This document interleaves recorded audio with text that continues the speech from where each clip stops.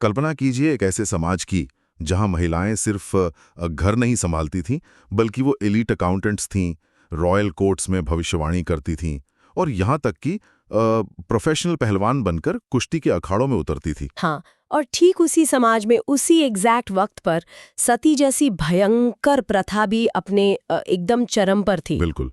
या फिर कल्पना कीजिए एक ऐसे शहर की जिसे बंजर और कठोर ग्रेनाइट के पत्थरों के बीच बसाया गया, लेकिन जो अपने वक्त का दुनिया का सबसे अमीर ट्रेडिंग हब बन गया। आज के इस मास्टर क्लास सेशन में हम दक्षिण भारतीय इतिहास के सबसे शानदार, सबसे ताकतवर और उतने ही विरोधाभासी साम्राज्य का विश्लेषण करने वाले हैं, यानी विजयनगरा एम्पायर। राइट।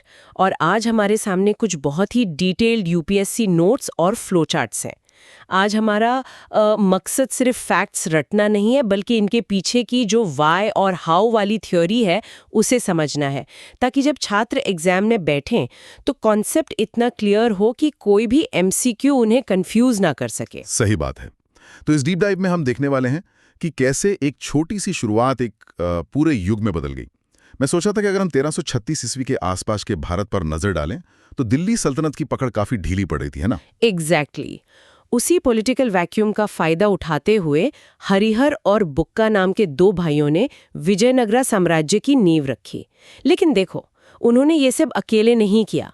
उनके मार्गदर्शक थे संत विद्यारण्य। अच्छा, संत विद्यारण्य, ये नाम अक्सर मिस हो जाता है पढ़ते वक्त। बिल्कुल मिस हो जाता है, पर ये बहुत इम्पोर्टेंट है। किसी भी नए एम्पायर को लेजिटिमेसी देने के लिए एक स्पिरिचुअल फिगर का आशीर्वाद उस समय एक बहुत बड़ा पॉलिटिकल टूल होता था। समझ रहे हो? उन्होंने बस एक शहर नहीं बसाया, उन्होंने एक नैरेटिव सेट किया एक नए एम्पायर के लिए। राइट, एक नैरेटिव सेट किया। और इस शहर की जो लोकेशन थी वो अपने आप में एक मास्टर स्ट्रोक थी। तुंगभद्रा नदी के किनारे हम्पी को कैपिटल बनाया गया। हाँ, नदियों का होना उस दौर में सर्वाइवल और ट्रेड दोनों के लिए बहुत जरूरी था। लेकिन यही ज्योग्राफी इनके लिए एक परमानेंट सिरदर्द भी बन गई, खासकर जब हम रायचोर दोआब की बात करते हैं। रायचोर दोआब यानी कृष्णा और तुंगभद्रा नदियों के बीच की जमीन। एग्जैक्टली। ये जमीन इतनी ज्यादा उपजाऊ थी कि ये विजयनगरा और उनके पड़ोसी बहमानी साम्राज्य के बीच हमेशा के लिए एक बैटल ग्राउंड बन गई। ये कॉन्फ्लिक्ट सिर्फ ईगो का नहीं था, ये पूरे इकोनॉमी का कॉन्फ्लिक्ट था। मतलब जो उस द्वाब पर कंट्रोल करेगा वही दक्षिण भारत के रिसोर्सेज को कंट्रोल करेगा। सही पकड़ा। रायचूर दोआब उस वक्त का इकोनॉमिक इंजन था। अब इस साम्राज्य के इतिहास को समझने के लिए हमें इसके राजवंशों को यानी डायनेस्टीज को एक लॉजिकल ऑर्डर में रखना होगा। अक्सर स्टूडेंट्स क्रोनोलॉजी में उलझ जाते हैं ना। हाँ, सीक्वेंस याद रखना काफी ट्रिकी होता है एस्पिरेंट्स के लिए। इसके लिए एक बहुत बढ़िया मेमोरी ट्रिक है जो मैं यहाँ शेयर करना चाहता हूँ। SSTA trick. हाँ, यस, SSTA ट्रिक। ये बहुत काम आती है यूपीएससी प्रीलिम्स में, है ना? तो सबसे पहले आती है संगमा डायनेस्टी, जिन्होंने एम्पायर को एस्टैब्लिश किया और सबसे लंबे समय तक रूल किया। उसके बाद S से सुलुवा डायनेस्टी, फिर T से आती है तुलुवा डायनेस्टी और आखिरी में A से अरोविदु डायनेस्टी। संगमा, सुलुवा, तुलुवा और अरोविदु। एकदम क्लियर सीक्वेंशियल प्रोग्रेशन है ये। इसे याद रखना बहुत जरूरी है। तो इस SSTA ट्रिक से टाइमलाइन तो सेट हो जाती है, लेकिन अगर हम विजयनगरा के इमेंस वेल्थ, उनकी फॉरेन पॉलिसी और उस मैसिव आर्किटेक्चरल आउटपुट को देखें, तो इन चारों में से वो कौन सा वंश था जिसने विजयनगरा को उसके गोल्डन एज तक पहुंचाया? तुलुवा डायनेस्टी ना? बिल्कुल। तुलुवा डायनेस्टी बाकी सबको कंप्लीटली ओवरशैडो कर देती है, और इसका पूरा क्रेडिट जाता है उस शख्सियत को जिसके बिना विजयनगरा का इतिहास अधूरा है, कृष्णदेवराया। 1509 से 1529 ईस्वी तक का उनका शासनकाल उस एम्पायर का अनडिस्प्यूटेड गोल्डन एज था। और इस गोल्डन एज के पीछे का कारण सिर्फ उनकी मिलिट्री ताकत नहीं थी, बल्कि उनका इंटेलेक्चुअल दिमाग था।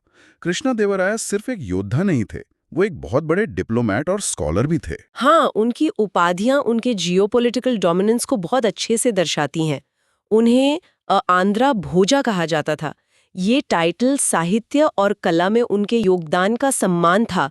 एक और बेहद इंटरेस्टिंग उपाधि थी उनकी, मूरू रायाला गंडा।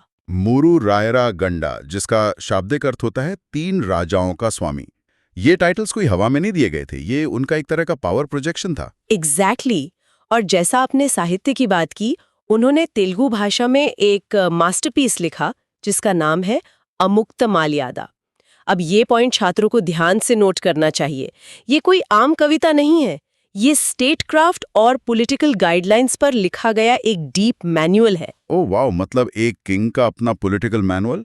और उन्होंने संस्कृत में भी तो कुछ रचनाएं की थी ना? हाँ बिल्कुल, उन्होंने संस्कृत में चंपावती कल्याणम और उषा परिणयम जैसे नाटक भी लिखे। एक राजा जो खुद 3 अलग-अलग भाषाओं और विषयों में इतना सक्षम हो, वो इतिहास में बहुत रेयर मिलता है। सही बात है। और इस इंटेलेक्चुअल माहौल को और भी आगे बढ़ाने के लिए उन्होंने अपने दरबार में 8 महान कवियों को जगह दी थी, जिन्हें अष्टदिग्गजा कहा जाता था। राइट, अष्टदिग्गजा, जिसमें अलासानी पेड्डना और तेनाली रामा जैसे महान लोग शामिल थे। लेकिन देखो, इन अष्टदिग्गजा को सिर्फ कवि या एंटरटेनमेंट के एंगल से देखना शायद गलत होगा। अगर हम आज के कॉन्टेक्स्ट में इनका विश्लेषण करें तो ये उस दौर के थिंक टैंक या फिर एक एक्सपर्ट कैबिनेट की तरह थे। ये बहुत ही गहरा पॉइंट है। एक ऐसे वक्त में जब मास कम्युनिकेशन नहीं था, इन कवियों का साहित्य और उनकी रचनाएं राजा के पावर और विजन को दूसरे राज्यों तक पहुंचाने का एक जरिया थीं। इनकी पीआर मशीनरी इतनी स्ट्रांग थी और इनकी मिलिट्री इतनी मैसिव थी कि विदेशी यात्री भी इनके प्रभाव से बच नहीं पाए। जिसे वो पोर्चुगीज यात्री डोमिंगो पाइस, जो ट्रेड कनेक्शंस के लिए विजयनगर आए थे, उन्होंने अपने ट्रैवल अकाउंट्स में कृष्णदेव राय के लिए एक ऐसी लाइन लिखी है जो एग्जाम पॉइंट ऑफ व्यू से भी इंपॉर्टेंट है। हाँ, उन्होंने कृष्णदेव राय को सबसे सिद्ध और भयभीत राजा बताया, यानी the most perfect and feared king. अब आप सोचिए, पाइस एक ऐसे यूरोप से आया था जहां कई पावरफुल मोनार्कीज थीं, फिर भी वो कृष्णदेव राय के आगे निशब्द था। ये कोट दर्शाता है कि ग्लोबल लेवल पर उनका आभामंडल कैसा था। लेकिन एक चीज जो मुझे हमेशा सोचने पर मजबूर करती है वो ये है कि इतनी इमेंस पावर और इतना बड़ा साम्राज्य सिर्फ ज्ञान और साहित्य से तो मैनेज नहीं हो सकता। ग्राउंड लेवल पर काम करने के लिए एक बेहद कॉम्प्लेक्स और रूथलेसली एफिशिएंट एडमिनिस्ट्रेटिव ढांचा चाहिए होगा। बिल्कुल। और जब हम इनके एडमिनिस्ट्रेशन को चोला डायनेस्टी से कंपेयर करते हैं तो एक बहुत बड़ा शिफ्ट नजर आता है। छात्रों को इस कंपैरिजन पर ध्यान देना चाहिए। चोला साम्राज्य अपनी लोकल सेल्फ गवर्नमेंट यानी ग्रामीण स्वायत्ता के लिए मशहूर था, लेकिन विजयनगर ने ये अप्रोच पलट दी। उन्होंने पावर को सेंटर में कॉन्सेंट्रेट कर लिया है ना? एग्जैक्टली। सेंट्रल कंट्रोल विजयनगर में कहीं ज्यादा स्ट्रांग था और उस सेंट्रल कंट्रोल को मेंटेन करने के लिए उन्होंने एक स्ट्रिक्ट हायरार्की बनाई थी। राजा डेफिनेटली सर्वोच्च था, लेकिन डेली ऑपरेशंस चलाने के लिए एक कैबिनेट थी। राजा के ठीक नीचे महाप्रधानी होता था, जो आज के प्राइम मिनिस्टर की तरह फंक्शन करता था। सही कहा। फिर आता था डलावे यानी चीफ कमांडर, क्योंकि एक मिलिटरिस्टिक स्टेट में सेना प्रमुख की भूमिका सबसे अहम होती है और इस फ्लो ऑफ इंफॉर्मेशन को बिना किसी ब्रेक के चलाने के लिए देयर द रयासम यानी वो सेक्रेटेरिएट्स जिनका काम था राजा के वर्बल ऑर्डर्स को रिटन डॉक्यूमेंट्स में कन्वर्ट करना और एम्पायर के कोने-कोने तक पहुंचाना। एकदम वेल ऑयल्ड मशीन की तरह। बिल्कुल। और इस मशीन के पुर्जे एम्पायर के अलग-अलग लेवल्स पर सेट थे। पूरे साम्राज्य को प्रोविंसेस में बांटा गया, जिसे मंडलम या राज्य कहते थे। मंडलम के नीचे थे नादु यानी डिस्ट्रिक्ट्स, फिर स्थला यानी सब डिस्ट्रिक्ट्स और आखिर में ग्रामा यानी गांव। हायरार्की बहुत सिंपल है, साम्राज्य, मंडलम, नाडु, स्थला और ग्रामा। लेकिन यहाँ उस ग्रामा लेवल पर यानी विलेज लेवल पर एक ऐसा सिस्टम इंप्लीमेंट किया गया जिसे आयागार व्यवस्था कहते हैं, जिसने गांव की पूरी इकोनॉमी को हैंडल किया। हाँ, आयागार व्यवस्था एक्चुअली लोकल गवर्नेंस और इकोनॉमी को इंटीग्रेट करने का एक मास्टर क्लास है। इसे प्रीलिम्स के लिए याद रखना चाहिए। हर गांव में 12 हेरिडिटरी यानी वंशानुगत अधिकारियों का एक ग्रुप होता था। 12 ऑफिसर्स का ग्रुप। पर इतने बड़े साम्राज्य में हजारों गांव थे, इन सबको हैंडल कैसे करते थे? अब यहाँ मैकेनिज्म को समझिए। अगर सेंट्रल ट्रेजरी से इन सबको हर महीने गोल्ड कॉइन्स में सैलरी भेजी जाती तो वो एक लॉजिस्टिकल नाइटमेयर होता। इस प्रॉब्लम को सॉल्व करने के लिए विजयनगरा के रूलर्स ने इन अधिकारियों को कैश की जगह टैक्स फ्री जमीन दी।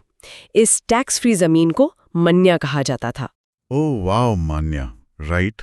ये तो बहुत स्मार्ट मूव था। ये मान्या सिस्टम सच में एक ब्रिलियंट इकोनॉमिक हैक था। इन्हें फिजिकल कैश हैंडल ही नहीं करना पड़ा। एग्जैक्टली और इन 12 अधिकारियों में एक पोस्ट थी कार्निक की, जो अकाउंटेंट होता था। इन अयागर्स के पास लोकल लेवल पर इतनी ताकत थी कि बिना इनकी रिटन परमिशन के गांव का कोई भी व्यक्ति अपनी प्रॉपर्टी ना तो खरीद सकता था और ना ही बेच सकता था। मतलब एक तरफ सेंटर में राजा सुप्रीम था, पर लोकल लेवल पे इन अयागर्स ने पूरी पावर होल्ड की हुई थी। हाँ, जब हम पॉलिटी और गवर्नेंस पढ़ते हैं तो ऐसे ही एडमिनिस्ट्रेटिव टूल्स पर फोकस करना जरूरी होता है। लेकिन देखो, गवर्नेंस सिर्फ गांव संभालने से नहीं होती, बॉर्डर्स को सिक्योर करना और रिबेलियंस को कुचलना भी जरूरी है। इसके लिए एक और सिस्टम लाया गया जिसे अमारा नायका प्रणाली कहते हैं। अमारा नायका सिस्टम दिल्ली सल्तनत में जैसी एकता व्यवस्था थी, ये उसके जैसा ही था क्या? काफी हद तक वैसी ही थी। अमरा शब्द वॉर यानी युद्ध से जुड़ा है। राजा अपने मुख्य मिलिट्री कमांडर्स को, जिन्हें नायका कहा जाता था, उन्हें जमीन के बड़े टुकड़े असाइन करता था। और इन जमीनों पर नायकास का क्या रोल था? उन्हें वहां से टैक्स कलेक्ट करना था ना? बिल्कुल, उस टैक्स का एक हिस्सा वो लोकल फार्मर्स और इंफ्रास्ट्रक्चर पे लगाते थे, जिससे उन्होंने एग्रीकल्चर और इरिगेशन को जबरदस्त बूस्ट दिया। लेकिन टैक्स का मेन हिस्सा जाता था एक मैसिव स्टैंडिंग आर्मी मेंटेन करने में, हाथी, घोड़े, पैदल सेना। और मैं पढ़ रहा था कि हर साल महानवमी के ग्रैंड फेस्टिवल पर ये नायकाज अपने राजा के सामने पेश होते थे और उन्हें उपहार और ट्रिब्यूट देते थे, जो उनकी वफादारी साबित करता था। एकदम सही। पर यहाँ एक कैच है, एक एनालिटिकल पॉइंट है जो मेंस में पूछा जा सकता है। वही मैं भी सोच रहा था। यहाँ मुझे एक बहुत बड़ा कॉन्ट्राडिक्शन दिखता है। अगर हम पिछले पॉइंट पर जाएं, तो हमने एस्टैब्लिश किया था कि विजयनगरा में चोलास के मुकाबले सेंट्रल कंट्रोल बहुत ज्यादा था। तो फिर ऐसी मिलिट्री लॉर्ड्स की क्लास क्यों क्रिएट की गई, जिनके पास अपनी सेना और अपना टैक्स बेस था? क्या ये डिसेंट्रलाइजेशन का सबसे डेंजरस रूप नहीं था? ये विश्लेषण एकदम ऑन पॉइंट है, और यही इस सिस्टम का सबसे बड़ा पैराडॉक्स और स्ट्रक्चरल फ्लॉ था। शुरू में ये फ्लॉ दिखा नहीं, क्योंकि कृष्णदेव राया जैसा स्ट्रॉन्ग और फियर्ड रूलर सेंटर में था। नायक्स में इतनी हिम्मत नहीं थी कि वो उन्हें चैलेंज करें। लेकिन पावर डायनामिक्स का रूल है कि जब सेंटर वीक होता है तो पेरिफेरी स्ट्रांग होने लगती है। एग्जैक्टली। कृष्णदेव राया के बाद जब कमजोर उत्तराधिकारी आए तो इन्हीं नायकों ने सेंटर को टैक्स और सेना देना बंद कर दिया। उन्होंने खुद को इंडिपेंडेंट डिक्लेयर कर दिया, जिसके सबसे बड़े एग्जाम्पल्स हैं मदुरई और तंजौर के नायक्स। एक सिस्टम जो एम्पायर को मिलिट्री स्ट्रेंथ देने के लिए बनाया गया था, आगे चलकर वही एम्पायर के टूटने का एक बड़ा कारण बन गया। क्या आयरनी है, पावर और रिसोर्सेज का डिसेंट्रलाइजेशन सच में एक डबल एज स्वॉर्ड होती है। और देखो, रिसोर्सेज की बात निकली है तो सेना रखने, हाथी और घोड़े पालने में जो एक्सपेंस आता था, उसको फंड करने के लिए एक बेहद मजबूत रेवेन्यू स्ट्रीम चाहिए थी। इनकी इकोनॉमी कैसे वर्क कर रही थी उस टाइम? इनकी इकोनॉमी का बेडरॉक डेफिनेटली एग्रीकल्चर था। भू राजस्व यानी लैंड रेवेन्यू प्रोडक्शन का 1/6 से लेकर आधे हिस्से तक होता था। ये कोई फिक्स्ड रेट नहीं था, बल्कि काफी साइंटिफिक था। जमीन की मिट्टी कैसी है, वहां सिंचाई की क्या सुविधा है, उस हिसाब से टैक्स तय होता था। लेकिन सिर्फ एग्रीकल्चर एम्पायर को इतना अमीर तो नहीं बना सकता ना। उनकी वेल्थ का बड़ा सोर्स शायद इंटरनेशनल ट्रेड था। बिल्कुल। विजयनगरा की फौज की सबसे बड़ी ताकत थी उनकी कैवलरी, और उसके लिए वो पूरी तरह से फॉरेन इंपोर्ट्स पर डिपेंडेंट थे। अरब देशों से आने वाले घोड़ों का व्यापार उस वक्त का सबसे लुक्रेटिव बिजनेस था, और इन घोड़ों के व्यापारियों को एक स्पेशल टर्म दिया गया था, कुदुराई चिट्टी। इसे याद रखिएगा। कुदराई चिट्टी। इन ट्रेडर्स ने विजयनगरा को उस दौर के ग्लोबल सप्लाई चेन से जोड़कर रखा था, और इस सप्लाई चेन को लुब्रिकेट करने के लिए जो करेंसी यूज होती थी, वो खुद में एक जबरदस्त केस स्टडी है। यहाँ एस्पिरेंट्स को थोड़ा ध्यान देना चाहिए, क्योंकि ये यूपीएससी 2022 में पूछा गया था। ओह हाँ, कॉइन्स वाला फैक्ट। इनकी प्राइमरी करेंसी सोने का सिक्का थी, जिसे वराहा कहते थे। अब क्योंकि गोल्ड वराहा की वैल्यू बहुत हाई थी, आम लेन देन के लिए उसको स्मॉलर डिनोमिनेशंस में तोड़ा गया। वराहा का आधा हिस्सा कहलाता था पेटा, और उस पेटा का 10वां हिस्सा होता था फनम। यानी एक पेटा इक्वल्स हाफ वरा और एक फनम इक्वल्स 1/10 पेटा। ये इकोनॉमिक स्ट्रक्चर दर्शाता है कि उनका ट्रेड कितना माइक्रो लेवल तक मोनेटाइज हो चुका था। और सिर्फ किसानों या ट्रेडर्स पे टैक्स नहीं था, उन्होंने सोसाइटी के हर प्रोडक्टिव सेगमेंट को टैक्स नेट में लिया हुआ था। कोई एग्जाम्पल्स है इसके? जैसे एक टर्म आती है पट्टादायोर, यो उन लोगों के लिए यूज होता था जो छोटे कारखाने या वर्कशॉप्स चलाते थे, और एक टर्म थी कसाया वर्गम, जो उन लोगों का वर्ग था जो कम्प्लीटली कैश में अपना टैक्स पे करते थे। जब ऐसी वाइड टैक्स बेस होती है तभी कोई साम्राज्य इतने बड़े टेम्पल्स और मॉन्यूमेंट्स अफोर्ड कर पाता है। सही बात है, लेकिन इतना सारा सोना, इतना ट्रेड और इतनी वेल्थ के बावजूद जब हम उस वक्त के सोसाइटी के फ्रेमवर्क को देखते हैं तो लगता है जैसे हम दो अलग अलग दुनियाओं को एक साथ देख रहे हैं। एक ऐसी ड्युअलिटी, एक ऐसा विरोधाभास जो इतिहास पढ़ने वालों को सच में चिढ़ा देता है। मैं समझ सकती हूँ आप क्या कह रहे हैं। समझ में इनकम इनइक्वालिटी अपने एकदम चरम पर थी। एक तरफ रूलिंग क्लास और नायकों का वर्ग था जिनका जीवन ऐसी विलासिता, ऐसे लग्जरी में बीतता था जिसके किस्से विदेशी यात्री अपनी किताबों में हैरात से लिखते थे। और ठीक उनके महल के बाहर सड़कों पर आम आदमी की गरीबी थी और दास प्रथा यानी स्लेवरी फ्रीली प्रैक्टिस की जाती थी। इंसानों को बाजार में खरीदा और बेचा जाता था। लेकिन उस सोसाइटी का सबसे कॉम्प्लेक्स एस्पेक्ट थी उनकी महिलाओं की स्थिति। इस पर यूपीएससी 2021 में क्वेश्चन आ चुका है। अगर हम पोर्चुगीज यात्री फर्नाओ नुनीज के अकाउंट्स को पढ़ें तो वो लिखते हैं कि विजयनगरा कोर्ट में महिलाएं अकाउंटिंग संभालती थीं, राजा के लिए फ्यूचर प्रिडिक्ट करती थीं, ज्योतिष यानी? हाँ, ज्योतिष, और यहाँ तक कि रॉयल गार्ड और अखाड़ों में कुश्ती भी लड़ती थीं।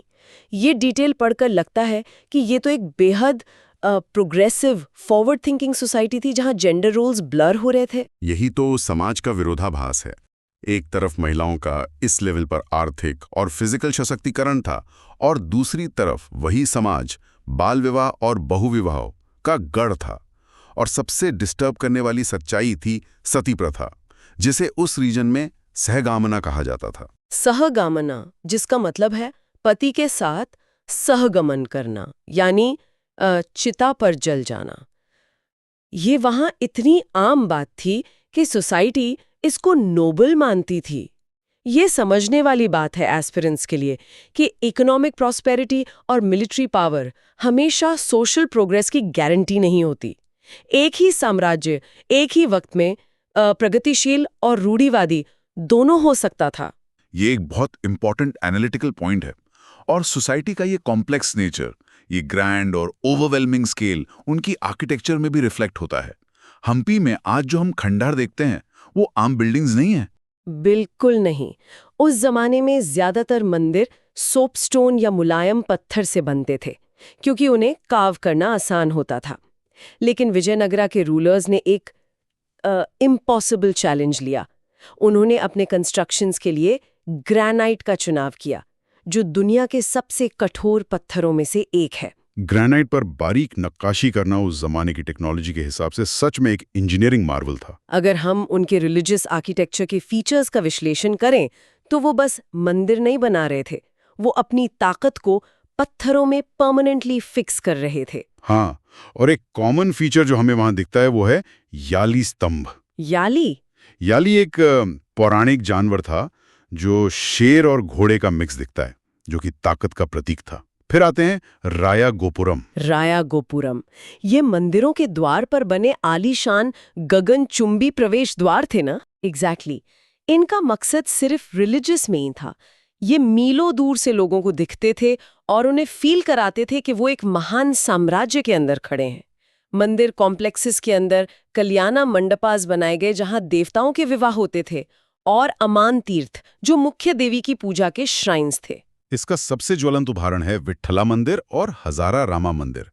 विट्ठला मंदिर के बारे में तो हम सबने सुना ही है कि वहाँ के म्यूजिकल पिलर्स यानी संगीत में स्तंभों को अगर थपथपाया जाए तो उनमें से संगीत की धुन निकलती है। कठोर ग्रेनाइट से म्यूजिक निकालना ये किसी जादू से कम नहीं लगता। लेकिन उनका आर्किटेक्चर सिर्फ धर्म तक सीमित नहीं था। सेक्युलर यानी धर्मनिरपेक्ष भवनों में एक नया ही आर्ट मूवमेंट चल रहा था, जिसे हिस्टोरियंस इंडो इस्लामिक प्रभाव कहते हैं। इंडो इस्लामिक ब्लेंड मतलब विजयनगरा लगातार बहमनी सुल्तानेट के साथ युद्ध में था, लेकिन कल्चरली उनसे सीख भी रहे थे। ये ह्यूमन हिस्ट्री का एक फैसिनेटिंग एस्पेक्ट है। जिन लोगों से आप रोज मैदाने जंग में लड़ते हैं, उन्हीं के आर्किटेक्चरल एलिमेंट्स को आप अपने महलों में अपना लेते हैं। विजयनगरा ने इस्लामिक आर्किटेक्चर के बेस्ट फीचर्स को, जैसे मेहराब यानी आर्चेस और गुंबद यानी डोम्स को अपने सेक्युलर बिल्डिंग्स में इंटीग्रेट किया। इस फ्यूजन का सबसे बेहतरीन एग्जाम्पल शायद उनका लोटस महल और राजा के हाथियों का अस्तबल यानी एलिफेंट स्टेबल्स हैं। बिल्कुल सही एग्जाम्पल दिया आपने। मंदिरों में उन्होंने शुद्ध द्रविडियन स्टाइल रखा, पर मिलिट्री और सिविल स्ट्रक्चर्स में उन्होंने इंडो इस्लामिक ब्लेंडिंग की, क्योंकि डोम्स और आर्चेस बड़े स्ट्रक्चर्स को बेहतर स्टेबिलिटी देते थे। उनका अप्रोच कंप्लीटली प्रैग्मेटिक था। और प्रैग्मेटिज्म की सबसे बड़ी मिसाल था उनका वाटर मैनेजमेंट। हम्पी का लैंडस्केप सूखा और रॉकी है। वहां बिना पानी के इतनी मैसिव पॉपुलेशन और सेना को मेंटेन करना नामुमकिन था, है ना? राइट। उन्होंने इस प्रॉब्लम को टैकल करने के लिए पुष्करनी बनाए, जो खूबसूरत और मैसिव स्टेप्ड टैंक्स थे। लेकिन सबसे बड़ा इंजीनियरिंग फीट था तुंगभद्रा नदी पर उनके बनाए गए डैम्स और नहरों का नेटवर्क। उन्होंने उस नदी के फ्लो को मोड़कर खेतों और शहरों तक पानी पहुंचाया। ये जल प्रबंधन ही था जिसने उस रॉकी टेरेन को एक एग्रीकल्चरल पावर हाउस बना दिया। सब कुछ एक परफेक्ट इक्विलिब्रियम में चल रहा था, एग्रीकल्चर, मिलिट्री, आर्किटेक्चर, ट्रेड। लेकिन इतिहास गवाह है कि कोई भी उत्थान हमेशा के लिए नहीं होता। कृष्णदेव राया की मृत्यु एक बड़ी टर्निंग पॉइंट थी। उनके बाद जो उत्तराधिकारी आए वो आपसी लड़ाइयों में उलझ गए थे ना। हाँ, और धीरे धीरे पावर राजा के हाथों से निकलकर उनके मिनिस्टर अलिया रामा राया के हाथों में चली गई। और रामा राया ने एक ऐसी पॉलिटिकल स्ट्रैटेजी अपना ली जो आगे चलकर एम्पायर के लिए पूरी तरह से आत्मघाती साबित हुई। रामा राया ने कूटनीति का एक हाई रिस्क खेल शुरू किया था। ध्यान दीजिए कि बहमनी साम्राज्य टूटकर 5 छोटी डेक्कन सुल्तानतों में बंट चुका था, जैसे बीजापुर, गोलकंडा, अहमदनगर। रामा राया ने इनके बीच डिवाइड एंड रूल यानी फूट डालो और राज करो की नीति अपनाई। वो कभी एक सल्तनत के साथ मिलकर दूसरी पर हमला करते और फिर पलटी मारकर किसी तीसरी का साथ देते। उन्हें लगा कि अगर ये सुल्तानतें आपस में लड़ती रहेंगी तो विजयनगर हमेशा सेफ रहेगा। और शुरू में ये स्ट्रैटेजी बिल्कुल परफेक्ट काम की। लेकिन डिप्लोमेसी में ओवर स्मार्टनेस अक्सर बैकफायर करती है। एक दशक तक इस मैनिपुलेटिव खेल का शिकार होने के बाद उन डेक्कन सुल्तानतों को आखिरकार रियलाइज हो गया कि उनका असली दुश्मन उनके आपस के झगड़े नहीं बल्कि विजयनगर का रामा राया है। ओके, 1565 ईस्वी में एक ऐसी घटना हुई जिसने दक्षिण भारत का नक्शा पूरी तरह से बदल दिया। उन दुश्मन सुल्तानों ने अपने सारे कॉन्फ्लिक्ट्स भुलाकर एक जॉइंट अलायंस बनाया और इस यूनाइटेड आर्मी ने विजयनगर पर सीधा हमला बोल दिया। ये था इतिहास का मशहूर तालीकोटा का युद्ध, जिसे राक्षसी तांगोड़ी के युद्ध के नाम से भी जाना जाता है। 1565 बैटल ऑफ तालीकोटा। ये सिर्फ एक युद्ध नहीं था, ये एक प्रलय थी। विजयनगर की फौज, जो कभी अजेय मानी जाती थी, इस संयुक्त हमले को झेल नहीं पाई। रामा राया को इस जंग में हार मिली और उनका सर कलम कर दिया गया। राजा के मरते ही सेना में पूरी भगदड़ मच गई। और उसके बाद अलायंस की सेनाओं ने विजयनगरा की राजधानी हम्पी में प्रवेश किया, जो शहर अपनी दौलत और खूबसूरती के लिए पूरी दुनिया में मशहूर था। जिस शहर की तुलना रोम से की जाती थी, उसे लगातार कई महीनों तक लूटा गया, पत्थरों को तोड़ दिया गया, महलों को जला दिया गया और इतने महान साम्राज्य को राख में मिला दिया गया। तालीकोटा का युद्ध एक पूरी सिविलाइजेशन का अंत था। हालांकि इस तबाही के बाद अराविदु डायनेस्टी ने आगे चलकर पेनुकोंडा और चंद्रगिरी जैसी जगहों से रूल करने की कोशिश की और एम्पायर अगले 100 सालों तक ऑफिशियली जिंदा रहा। लेकिन विजयनगरा की आत्मा, उसकी वो शान और उसकी वो ताकत तालीकोटा के मैदान में ही हमेशा के लिए दफन हो गई थी। ये सच में एक ट्रेजेडी है। हाँ, फिर भी स्टूडेंट्स को इस बात पर ध्यान देना चाहिए कि इस साम्राज्य ने प्रशासन, कला और कूटनीति की जो विरासत छोड़ी, उसने आने वाली कई सदियों तक भारत के इतिहास को शेप किया। आज के सेशन में हमने फाउंडेशन से लेकर गोल्डन एज की डिप्लोमेसी तक सब कवर किया है। बिल्कुल, वानाया सिस्टम के इकोनॉमिक लॉजिक से लेकर अमारा नायका के डिसेंट्रलाइज्ड रिस्क तक और उन विरोधाभासी सोशल स्ट्रक्चर से लेकर तल्लीकोटा के अल्टीमेट डाउनफॉल तक हमने हर चीज का डेप्थ में विश्लेषण किया। हमारा मकसद यही था कि कोई भी कॉन्सेप्ट सिर्फ फैक्ट बनकर ना रह जाए, बल्कि एक लॉजिक बनकर आप सबके दिमाग में सेट हो जाए। एकदम सही कहा। रिवीजन करते वक्त इन मैकेनिज्म्स पर जरूर सोचिएगा। फैक्ट्स को रटने के बजाय ये सोचिएगा कि वाई और हाउ क्या था, वही अप्रोच एग्जाम में टफ एनालिटिकल स्टेटमेंट्स को सॉल्व करने में हेल्प करेगी। इस मास्टर क्लास का पूरा निचोड़ वही है। इस सेशन को यहाँ रैप अप करने का टाइम आ गया है, लेकिन जाने से पहले मैं इस डीप डाइव को सुनने वाले हर एक छात्र के लिए एक सवाल छोड़कर जाना चाहता हूँ। ये ऑल्टरनेट हिस्ट्री का एक बड़ा हिस्सा है। अगर उस वक्त मिनिस्टर आलिया रामा राया ने उन दक्कन सल्तनतों के बीच कूटनीति का वो खतरनाक डिवाइड एंड रूल खेल ना खेला होता, अगर उसने दूसरों को लड़ाने के बजाय सिर्फ और सिर्फ विजयनगरा की इंटरनल सेना और डिफेंसिव वॉल्स को और मजबूत करने पर ध्यान दिया होता, तो क्या आज हम्पी के वो शानदार महल और मंदिर सिर्फ पत्थरों के खंडर होते, या क्या आज भी वो दुनिया के सबसे जीवंत, सबसे अमीर और सबसे खूबसूरत शहरों में से एक होता? सोचिएगा जरूर। पढ़ाई करते रहिए और फैक्ट्स के पीछे की कहानियों पर सवाल उठाते रहिए।